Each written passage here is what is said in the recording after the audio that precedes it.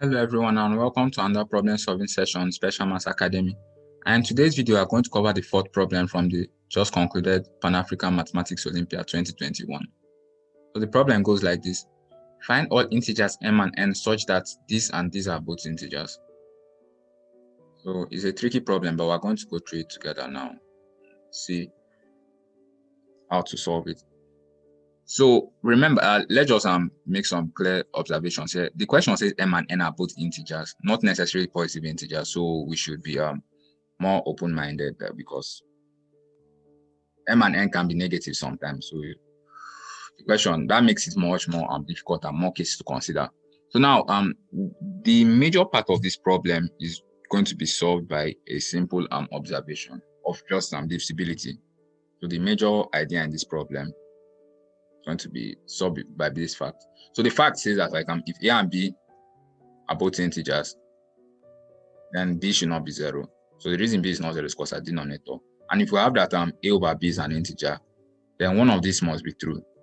Either a is equals to 0 or absolute value of a is greater than equals absolute value of b. So like this is very straightforward to see why this is true.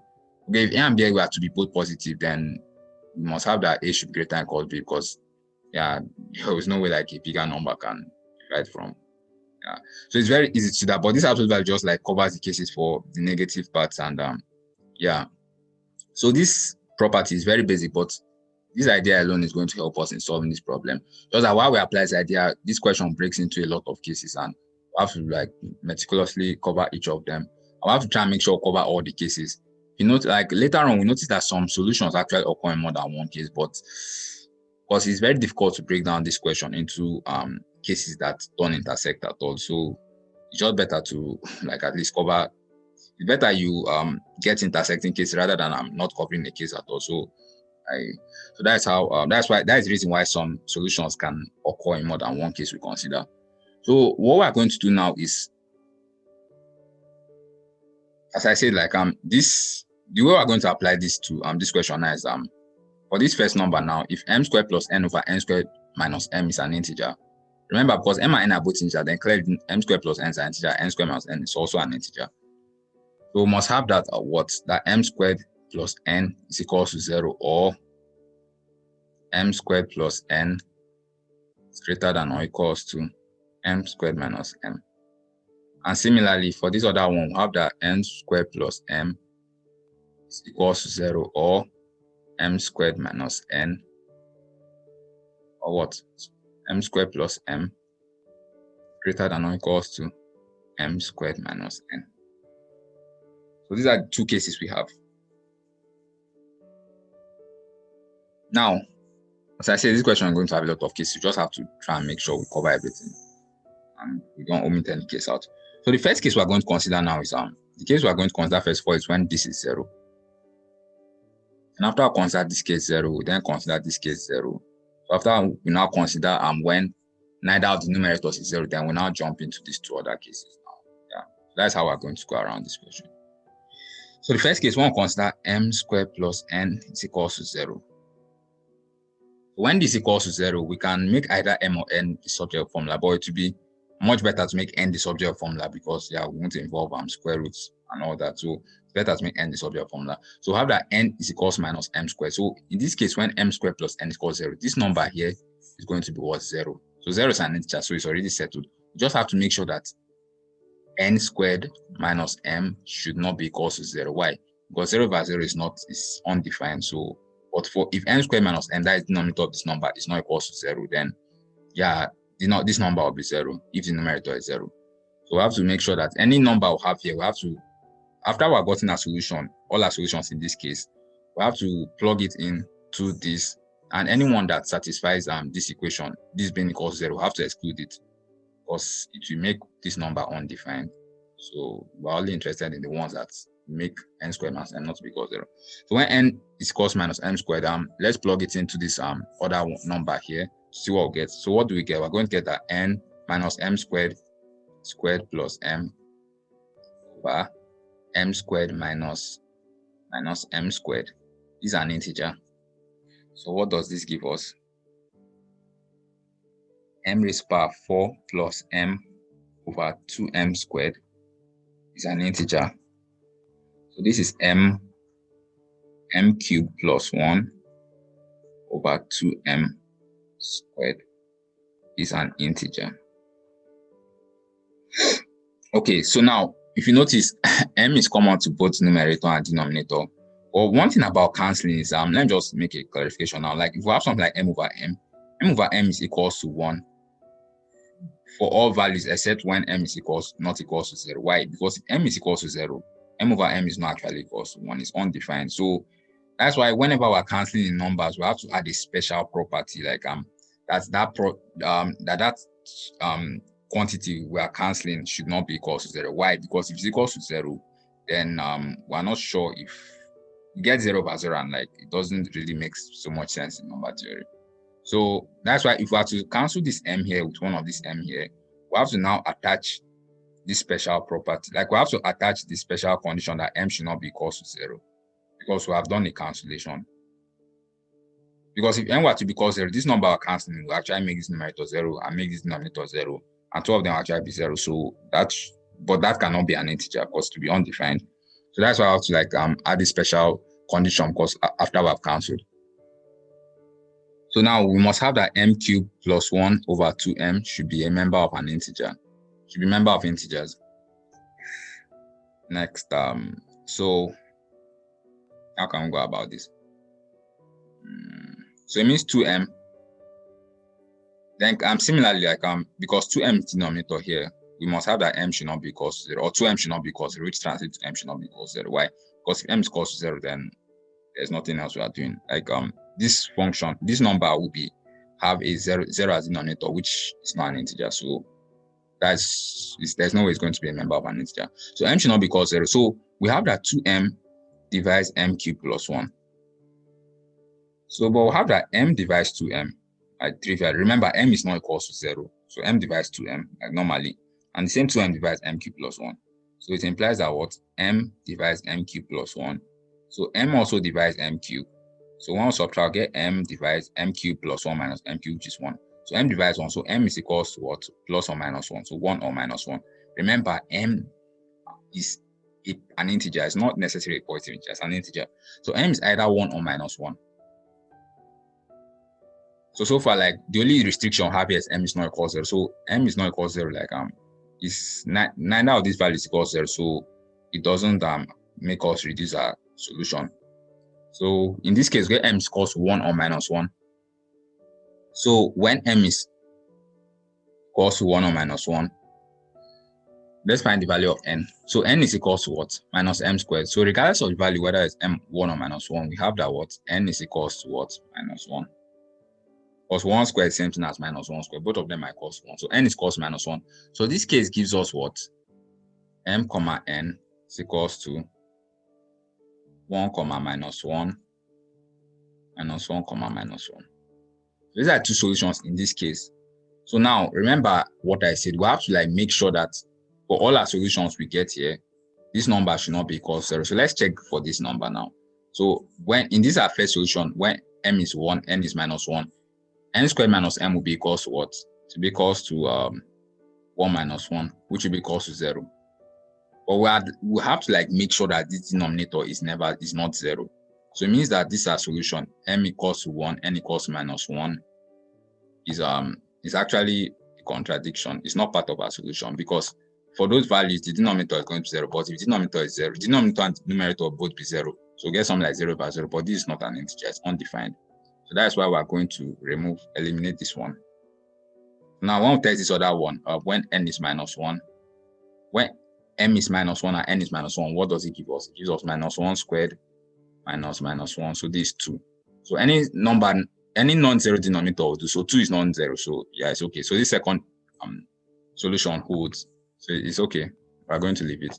So the first one will eliminate. So right now, the only solution we have found is mn equals to minus 1 minus 1. So this is for our case 1. So our case 2 now is going to be similar. When this other numerator here is 0. So when that numerator is 0, that is when n squared plus m is equals to 0.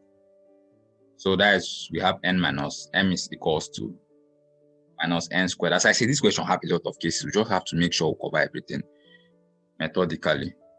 So m is equals to minus n squared. So when m is equals to minus n squared, this numerator is already 0. So this is already 0 over something. We just have to make sure that for all our, after we get our solutions in this our second case, we have to test it and check and eliminate the ones that satisfy this m squared minus n equals to 0. Why? Because if we leave those solutions, we have some scenarios where we have 0 over 0, but 0 over 0 is not an integer, so we have to remove those cases out. We have to remove them. So now we are going to like plug in m equals minus n squared into this our first equation now. Sorry, into this our first number. We replace m with minus n squared. So what would that give us? So we replace m with minus n squared. It's getting a bit longer. Okay, let me write the equation here again. M squared plus n over n minus m squared and n squared plus m over m squared minus n. Yeah, so well, we now have to like substitute this m equals to minus n squared into this first number equation, this first number here. These two are integers. So when we do that, what would that give us? To give us m squared plus minus n squared plus n over n squared plus n squared minus n squared. So this is what we have. So if you notice, it's very similar to what we got in our previous case. Actually, there's a way we can look at symmetry in this question, but it's going to bring in a lot of things. This looks exactly the same as we got here. So what was our only solution here? We can just conclude from here. Okay, and actually, yeah, there was something I forgot to talk about here. Yeah, as I got this solutions here, remember the question said 2m divides m cubed plus 1, but I reduced it to m divides m cubed plus 1. So m divides 1. So actually, it was necessary to come back here and check if it actually works. Because for example, now if 4 divides a, like 2 obviously divides a, but all the values of a such that 2 divides a does not necessarily satisfy the first one. So I actually had to come back and verify if m equals 1 and m equals minus 1 makes this an integer. And yeah, luckily for us, both of them makes this an integer. So we are still good to go. So I forgot to talk about that when I did this first case. It's good as I noticed it now.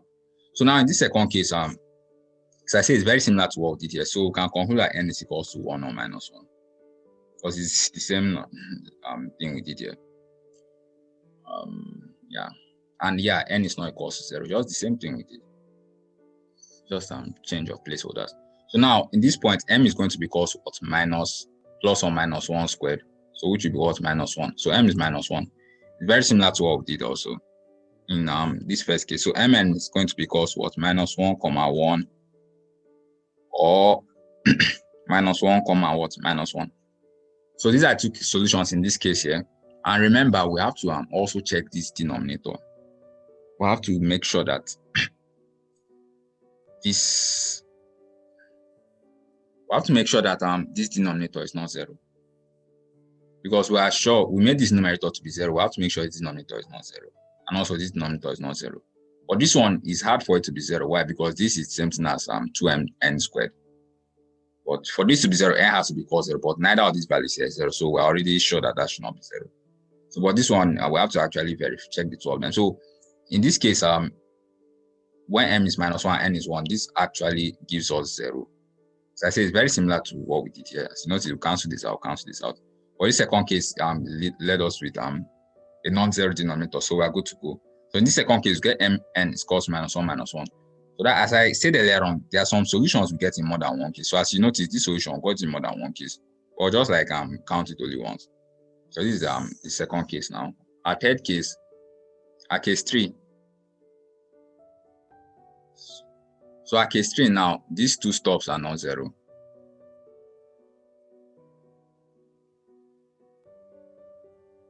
So for these two things not to be 0, then what does it mean? It means that this second fact in our for this nice observation has to be true.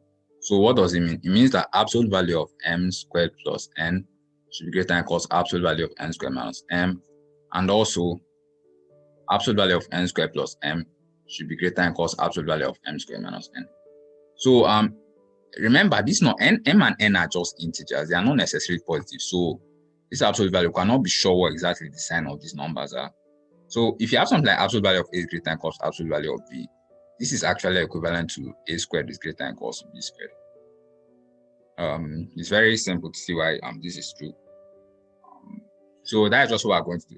Remember, I say it's equivalent, not it implies. Not necessarily it implies like this. We can go from here to here or from here to here. So they're equivalent. So we are going to apply that here because we can't work directly with absolute value. So it's better work with more concrete things. So that's why we square it, even though it increases our algebra. But to me, I think that's the best thing I think we can do. So this is m squared plus n all squared is greater than or equals to what? N squared minus m all squared. And this is what? M squared plus m all squared is greater than or equals to m squared minus n all squared. So actually, we'll just simplify this first question here. So after I simplify the first question, we'll just this first one here, we just have to notice that these two numbers here are actually the same, like they look alike structurally. You just for this second number here, we just swap m with n, and that's how we arrive at the second number. So if we're done with the algebraic like I'm trying to factorize in quotes this left inequality here. Well, to get this for this one, we just swap m with n with what we got here to get this. So yeah, it saves us some computational time. So noticing all this type of symmetry saves us some time. So this is difference of two squares. So what are we going to get? We're going to get m squared plus m squared plus n minus m. So this one I'm adding the two numbers, and this is when I'm subtracting the two numbers.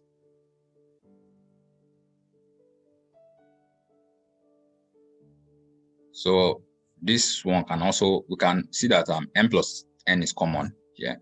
So we'll get m plus n, trying to like rush this. I believe we all can understand how I arrived at this. So this is what we have here. And to find out what we have here, as I said, we just swap m with n. So this remains the same.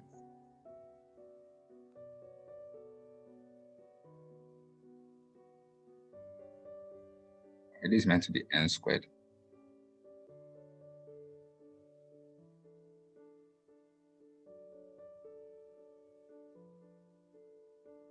Okay, so this is what we have.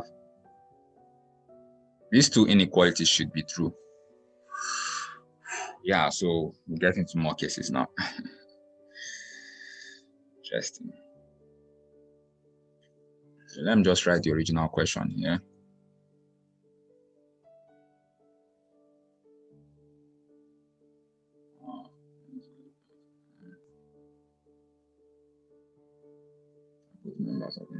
Okay.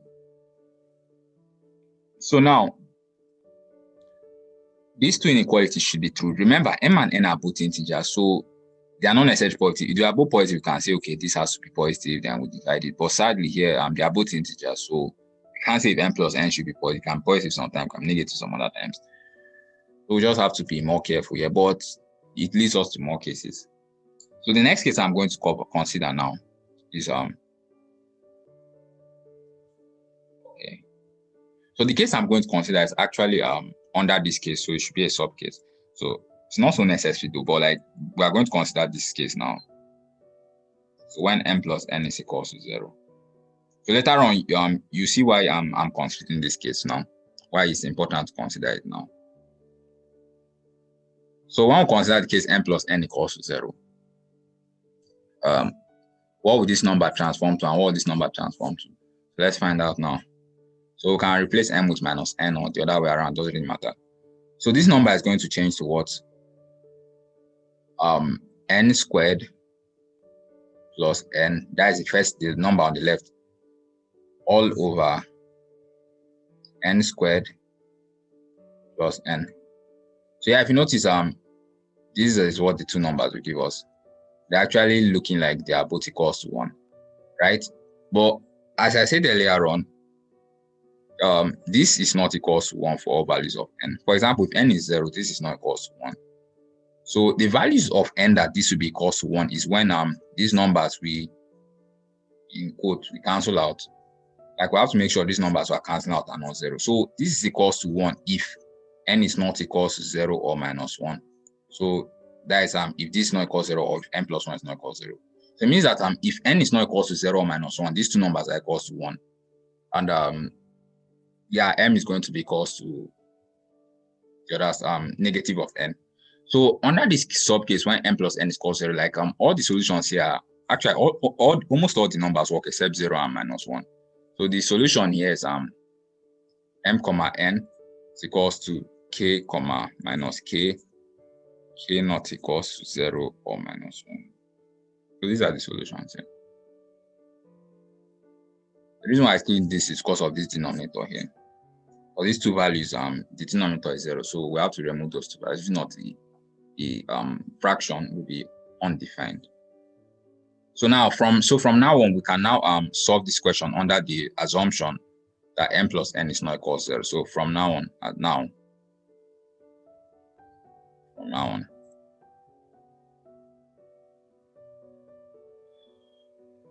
m plus n is not equal to 0. You see the reason why we did this right now.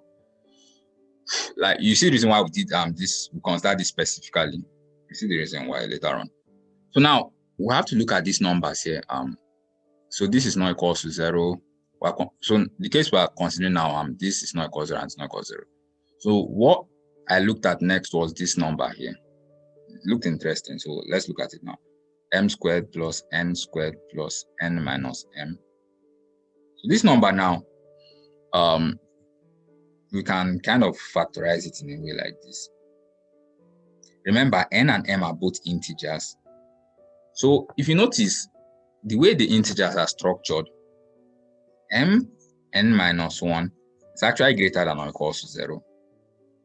Like you can, for all m members of integers, yeah, there are some values of m and n, like half and that they are less than 0. But if m is an integer, this is actually never less than 0.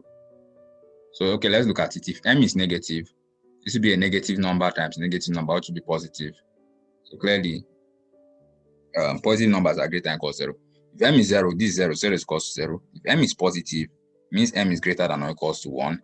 So it means that this is greater than or equals to 0, and this is also strictly greater than 0. So a number that is strictly greater than 0, and multiplied by a number that is greater than or equals to 0 is also non-negative. So that's why for all values of m, this is actually greater than or equals to 0. And similarly, n plus 1 is still also greater than or equals to 0. So it means that this number here is actually greater than or equals to 0 for all mn members of integers. And it's also very similar to this. You see, like this number I'll consider here is what is here. Similarly, this number I'll have here is also greater than or equals to 0. By the same argument for all mn member of integers. So the next case I'm going to consider now is when this number is equal to 0. And after that, I'll consider when this number is equal to 0. Then after I do those two things, we can now consider when it's not equal to 0. And when it's not equal to 0, it means it must be strictly greater than 0. Why? Because it's greater than or equal to 0. So I'll consider when it's equal to 0. So the remaining part is strictly greater than 0. So that's how we're going to go about this question. As I said, there are a lot of cases now.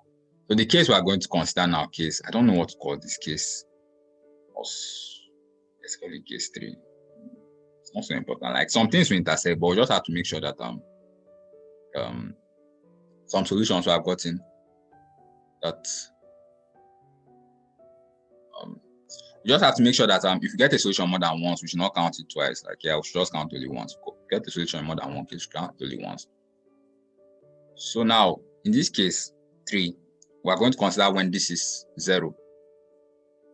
So that is when m squared plus n squared plus n minus m is equal to 0. And in case 4, we are going to consider when this is 0. This other one here is 0. So now when this is 0, remember m squared minus m is greater than or equals to 0. N squared plus n is also greater than or equals to 0.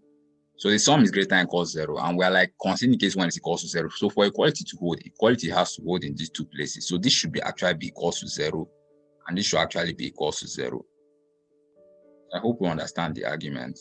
So what does this imply? It implies that m should be equals to 0 or 1. N should be equals to what? 0 or minus 1. So there are 4 possible values here. 0, 0, 0 minus 1, 1, 0, 1 minus 1. We have to, so it means that, remember, if this is to be equals to 0, then it means that what? The absolute value of these two numbers is what? 1. So it means that this number here is going to be equals to 1. But it doesn't give us info about this number. So it's this second number now that we're going to like check with these 4 possible solutions here. So let me write the question again. The question is getting really long. So I'm sorry, I'm writing it a lot of places. Solution is getting really long.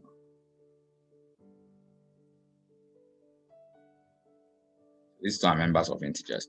So as I say, like if this is to be equals to 0, based on the way the inequality was, it will mean that what the absolute value of this is equals to the absolute value of this. So it means that this number here is either 1 or minus 1. Okay, sorry, earlier on I said it's equals to 1. It's actually means that two of them have the same absolute value. So it's plus or minus 1. So this number is either plus or minus 1, but regardless, they are both integers. So there's no point of plugging in these two numbers here, unless we want to try to make sure that, unless we want to try to eliminate the cases where the denominator is 0. So actually, there's a need of plugging in here. Like, yeah, these are our possible solutions here. And we also like have to make sure that m squared minus m is not equal to 0. Because denominators, once it's 0, it's already undefined. So we notice that when m is 0, so these are the 4 possible solutions. Let me write it here. So we'll now like cancel it out and see what will work. Now like plug it into here, see the ones we can eliminate, and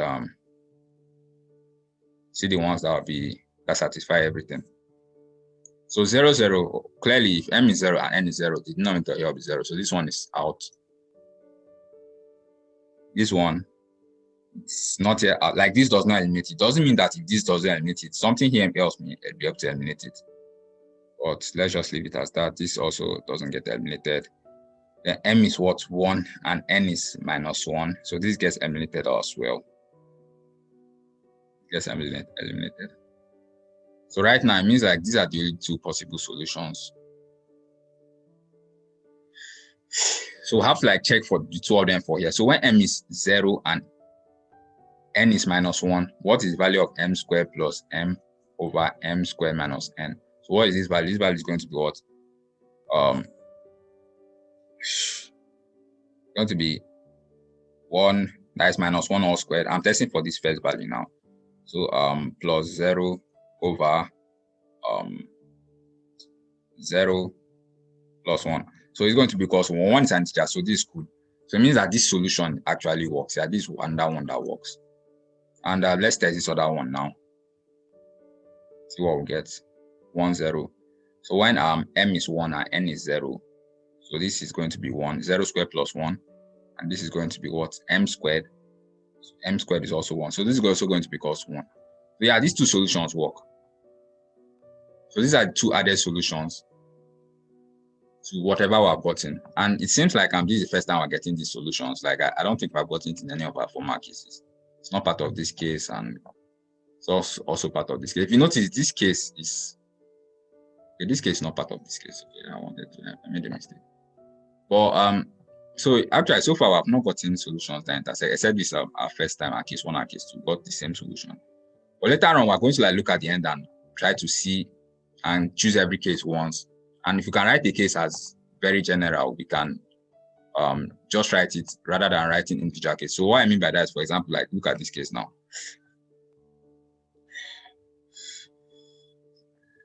Yeah, for this case, like look at example for this case. This case is very general. So for example, now if we solve one of these cases and get something like 5, minus 5, there's no point of writing this and writing this. Why? Because this is a subset of this. So we just like write this more general case. That's what I mean by that. So the next case now is this other one. This question is getting really long. When this other number here, so we have done like when this number is 0.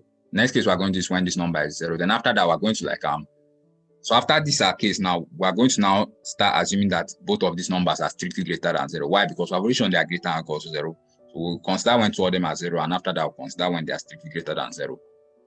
So let's see what we'll get when this number is equal to 0. This number here, m squared plus n squared plus n minus n.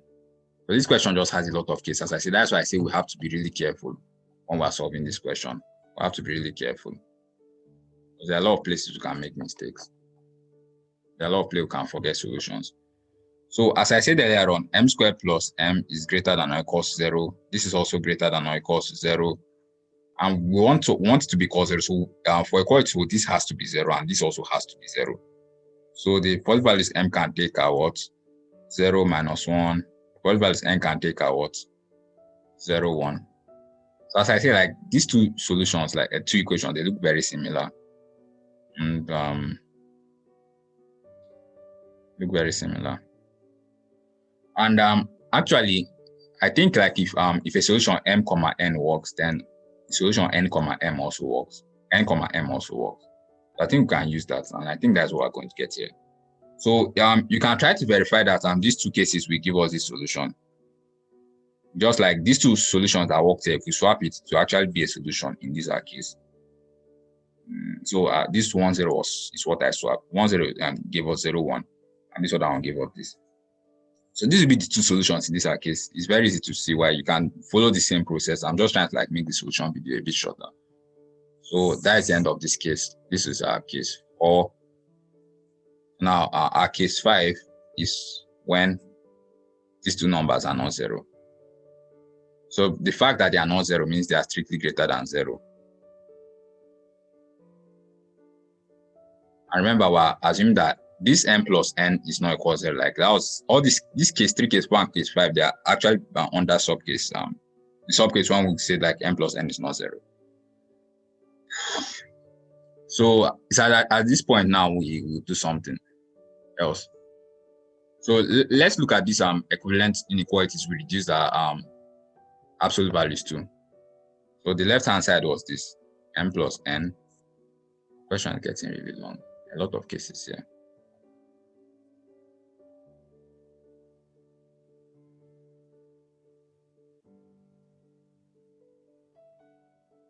This was this one, and also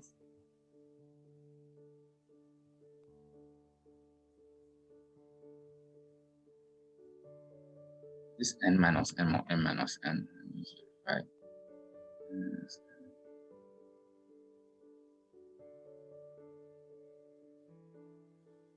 Okay, so yeah. So these two cases, this case 5 now, like we're looking at, let's look at this thing again under these 3 cases now, under these 3 assumptions, or because we have covered the other sides of them. So we can from now on assume that this is all these 3 factors. So we can multiply these 2 equations together, and like if x is greater than or equal to 0 and y is greater than or equal to 0, if you multiply 2 of them together, then clearly we see that xy should also be greater than or equal to 0. That's what we're going to do here. So when we multiply 2 of them together, we're going to get this. I think I made a mistake here. This was not meant to occur twice. It's meant to be n minus m plus 1.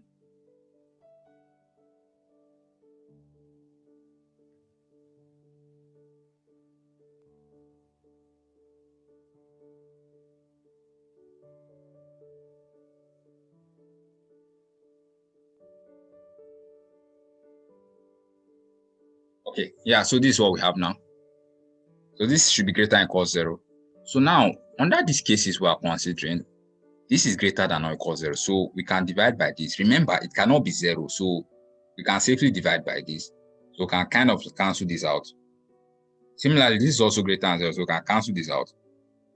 Because why? We have covered the cases when they are equal to 0, and we have shown that they can never be less than 0. So that's why all these cases we did earlier on, it looked a bit arbitrary, but now you can see why it helped us. So now these two, okay, there. So now this one, m plus n all squared.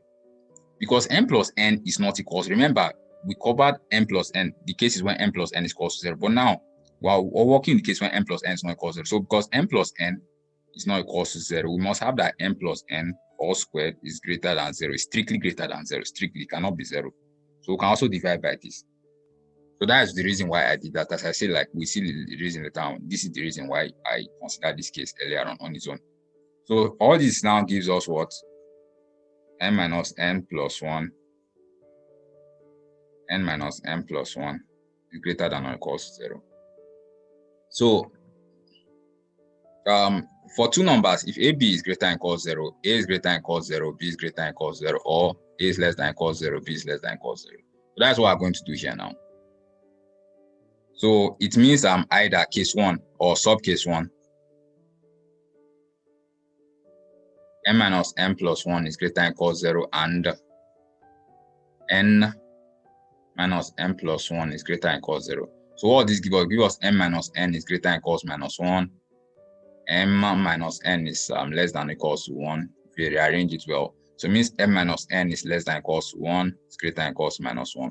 So this is the combination of these two inequalities here. This is for our subcase 1. So let's look at our subcase 2. Then after I show what subcase 2 gives us, we solve subcase 1. So this subcase 2 is going to be when n plus n plus 1, m minus n plus 1 is less than or equals to 0, and m minus n plus 1 is also less than or equals to 0. So actually, this case doesn't give us anything. Why? Because if you add these two, if you add this side and this side together, I'll get 2 is less than or equals to 0. But this is a contradiction, so there's no solution in this second case. So it means like only subcase 1 is what works. Like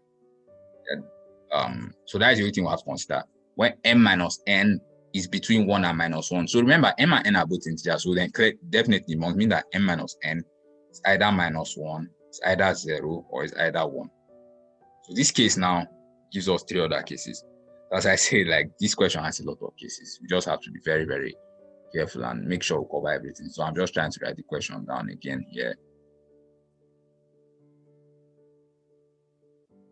This is a question. That's a correct question. Just verify. So subcase 1 of our latest case, I'm not really tracing everything down again. So it's m minus n is cos minus 1. So replace m with n minus 1 into these are two equations. Because why? M minus n cos minus 1 doesn't like directly imply that any of these is an integer. So that's why we have to look at the two of them. So so this first equation, this first fraction is going to transform to what? N minus 1 all squared plus n over n squared minus n minus 1, right? So this is going to be equal to what? N squared plus n squared minus n plus 1 over n squared minus n plus 1. Wow. Okay. So I hope I made no mistakes here. Okay, let me just look at it again. M is equal to this.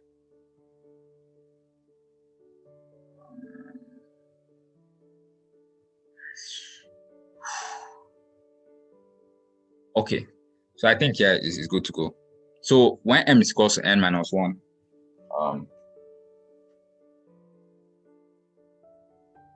when n is equal to n minus 1, what do we have? We have that like this number is actually 1.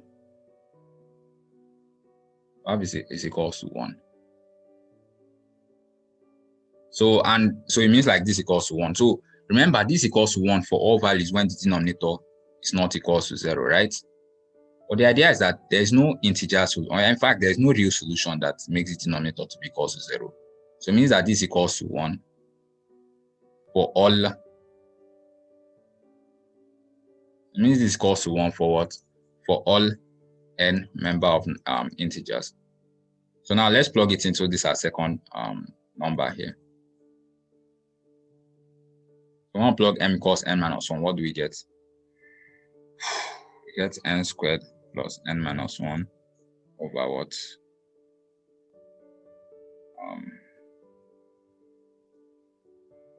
Over n minus 1 squared plus n. So what does this give us? It gives us n squared plus n minus 1 all over n squared minus n plus 1.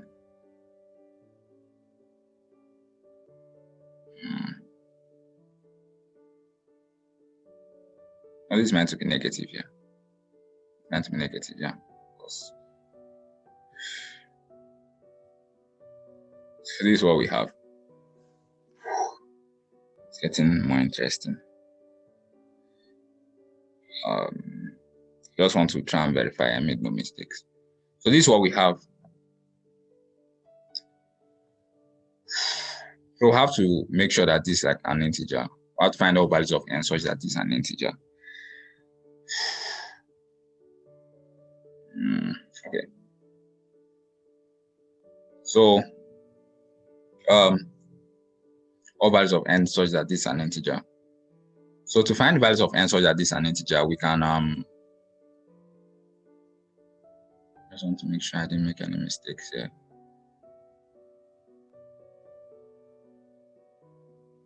We can do something like partial fractions here to see what we can get. N squared minus 3n plus 1 plus 4n minus 2 over n squared minus 3n plus 1. So this is an integer. So it implies that 1 plus 2, 2n minus 1 over n squared minus 3n plus 1 should be an integer. So of course 1 is an integer, so it means that this should be an integer. Then from here, we can try to, okay, so we now have this fraction, not really a fraction, it's an integer actually, but yeah, this number here, it should be an integer. So we'll now use the absolute value argument again. So for this to be an integer, clearly the numerator cannot be 0 because 2n cannot be equal to 1. N has to be an integer.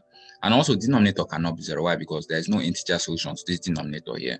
So neither numerator nor denominator can be 0. So for this to be true, it means that absolute value of 4n minus 2 should be greater than equal to absolute value of n squared minus 3n plus 1.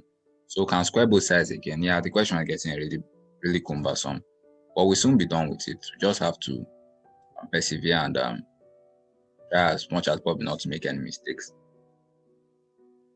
So this is a difference of two squares once again. And we can carry this to this side. So we have that 0 is greater than or equals to. So I'm subtracting now. This plus 3, yeah. And I'm adding now. So how that this is okay, let me just write it like this. This is less than or equals to 0. Yeah, for this absolute value to be true. But remember, like if this absolute value is true, it doesn't necessarily mean that this divides, but the absolute value argument is a necessary condition. It's not sufficient, but it's necessary. So we must have this to be true. So if you remember this right hand side here, we have done something that looks like this. So n squared plus n is actually greater than or equals to 0 for all n. So n squared minus n minus 1 is greater than or equals to minus 1. So what we have to do now is we have to look at these cases now. The only values of n that's okay, let me just explain this like this. For this times this to be less than or equals to 0, we know that it means they should have opposite signs, right? They should have opposite signs. Like one has to be positive, the other has to be negative. So now, okay, let's say but this value here that I put in a red box, it has only for very few values of n will this n squared plus n minus 1 be negative. So the only values of n such that n squared plus n minus 1 will be negative are actually what? 0 and minus 1. So the reason why this is true is because of 0 and minus 1 are the roots of this polynomial here. So if n is neither 0 or minus 1, then this should be greater than or equals to 0. Because it should be positive, right? Then so it means that this minus 1 should be greater than or equals to 0. So it means that if n is neither 0 or minus 1, like this is always greater than or equals to 0. And because like this number actually has no root, So it means that this is strictly greater than 0 if n is not equal to 0 or minus 1. So what we have to consider now is like when n is equal to 0, n is equal to minus 1. So after we consider these two cases when n is equal to 0 and n equals to minus 1, we can then safely say that for all other values of n, this number here is strictly greater than 0. So we can then divide by this number and just be left with the quadratic. So right now we have a quartic equation, a degree 4 polynomial.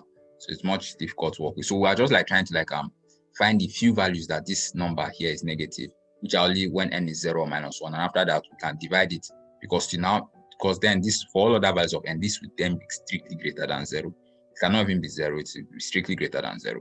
So when n is 0 now, let's plug it into here now. So when n is 0, is this an integer? So we're going to get 2 minus 1 over what? 1. So we'll get minus 2. So yeah, it's an integer. So that will be our solution. So n is 0. So when n is 0, what is m? M is going to be equal to what? 0 minus 1. So that will be minus 1.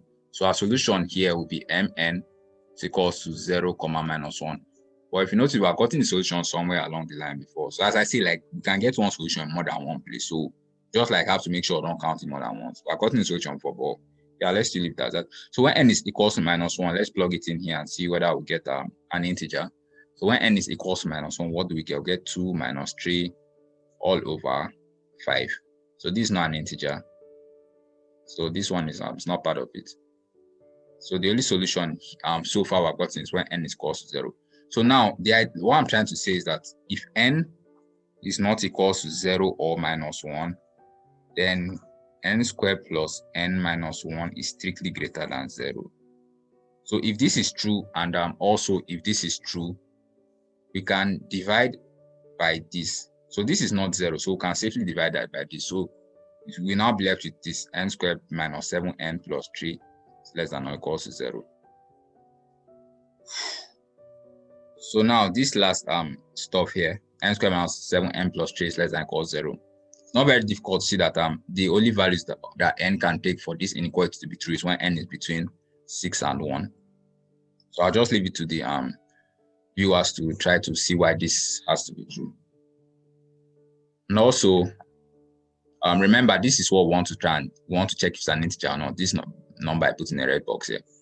So and also so it means for this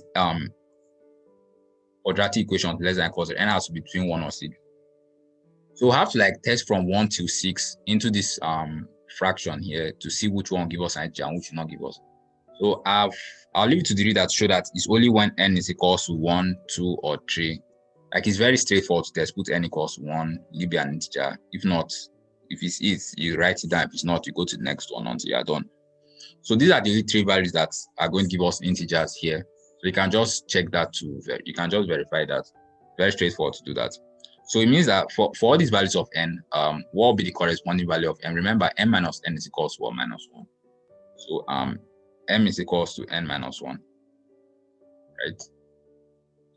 So it means for all these values, m is going to be equals to what? 0, 1, and 2.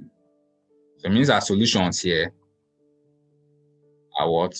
0, 1. I think we have gotten this one also somewhere along before. 1, 2. We have not gotten this one before. 2, 3. We have also not gotten this one before. So we have got some new solutions here. So this is the end of this case. The next case we are going to consider. Remember now, we're almost done with this question. This was where we arrived at recently. That minus 1 is less than or equals to m minus 1, which is less than or equals to 1. So we now have to consider this case when m is minus 1, when m minus n is minus 1, when m minus n is 0, and when m minus n is 1. Actually, the case of when m minus n is minus 1 and 1, they are very similar. I'll leave it to the viewers to show that the case when m minus n is equals to 1, the solutions we just permutate the others. For example, we just swap these numbers. When we swap these numbers, we are going to get all the solutions for the case when m minus n is equals to 1. If we swap the solutions we got in the case when m minus n is equals to minus 1. So I'll leave it to the viewers to see why that is true. So I'm just trying to finish up on this question. So we're not going to do the case when m minus n is equals to 1. We just swap these numbers. So okay, I'll just write it now. So the solutions here, just when we're going to swap the numbers. It's just based on how the symmetry of the question is.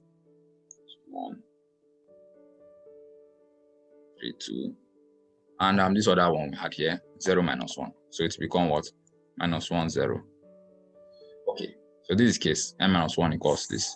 Then the last case we consider, case 3, under this as subcase when m is equals to n. So this was our number.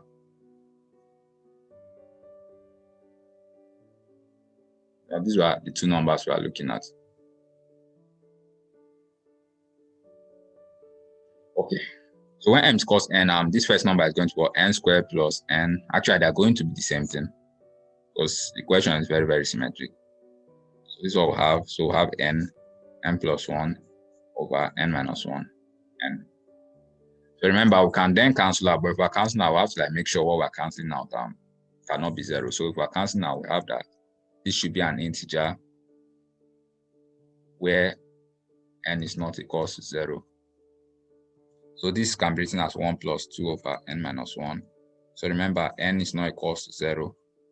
And also, n should not be equal to 1 because denominator, if n is equal to 1, denominator will be like it will be 0 and that will be undefined. So it means that n minus 1 should divide 2. So n minus 1 is either 1, minus 1, 2, or minus 2. So n minus 1 is either, so n is either one of these 4 values. So 2, 0, 3, or minus 1. So these are the 4 possible values n can take. So next up, remember we are saying that n cannot take value of 0. So this one is out of it, and n cannot also take value of 1. So so far, we have not gotten any contradiction there. Because I didn't get 1 here, so still okay. Still okay.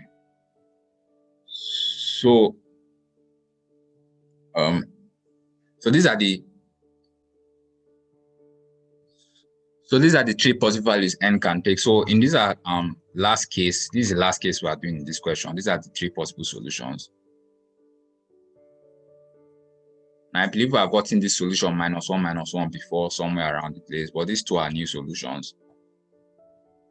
So we are done with all that. We are done with all the cases now. We just have to combine everything. So I will start writing from our very first solution. So m comma n is equals to what? Let's go back to the very top where we started. First case we ever considered. So this was our first solution, minus 1, minus 1. And our case 2, we also got the same thing. So m minus n is equals to minus 1, comma. And this is a bit slow, but I'm trying to rush it now. So minus 1. When m plus n is equals to 0, yeah. So this was the next case solution we got. K minus k, where k is a free variable because we got that everything works except 0 and 1. Yeah, when m plus n equals to 0. K minus k except when k is 0 minus 1. So we have what? K minus k. So k is not equal to 0 or minus 1. I don't know if this is a standard way of writing it, but I just decided to write it like that. So the next case we got was what? 0 minus 1 and 1, 0. So this one also got 0, 1 and minus 1, 0. 0 minus 1, 1, 0 and the permutation. 0 minus 1, 1, 0 and the permutation. 0 minus 1, 1, 0 and the permutation of them. So minus 1, 0 and 0, 1. So after those, what was the next set of solutions we got? So after then, we now got this, and we got 0 minus 1. I think we wrote it down previously. And this one's here. 0, 1. I think we also wrote that down. 1, 2, and 2, 3. So 1, 2, 2, 3, and the permutations. That is this other 2. Why? Because this other 2, I've written them down before. 1, 2, 2, 3. So 1, 2, 2, 3. The permutations 2, 1, 3, 2. And the last set of solutions we got are these ones here. So this one I've written down already, so I won't write it down again. So the last set of solutions are 2, 2, and 3-3. So I think these are all the solutions to this question. And as we saw, it was a very cumbersome question, but we just used one basic idea here. This fact here that for A over B to be an integer, where A and B are both integers, the denominator must not be 0, and you must have one of these two conditions being true. A equals 0, absolute value of A is greater than equals absolute value of B. So that was just all we used for this question. It was very, very long, and yeah, it was really cumbersome, but we just had to be careful when we are solving the question. That was the more important part, to be careful, and we have to make sure we covered all our cases. So it's better we had some solutions intersecting rather than leaving out cases. So that's why I focus more like trying to make sure we covered all the cases. But I didn't really focus so much on like trying to break our cases to make sure nothing intersects. That one was much harder to do. So this is how to go about the problem, and yeah, it was a really long one, and I hope you learned a lot today. So, and I also hope that the parts I left to the readers, that you all did that on your own. If you didn't do that, you may not really understand how it is. So you just have to verify that these few things are true. So I was doing that in order to save time. So I'll see you some other times. Yeah, thanks for joining us in today's long solution, and hopefully the other solutions won't be as long as this. So yeah, goodbye, and I'll see you some other time.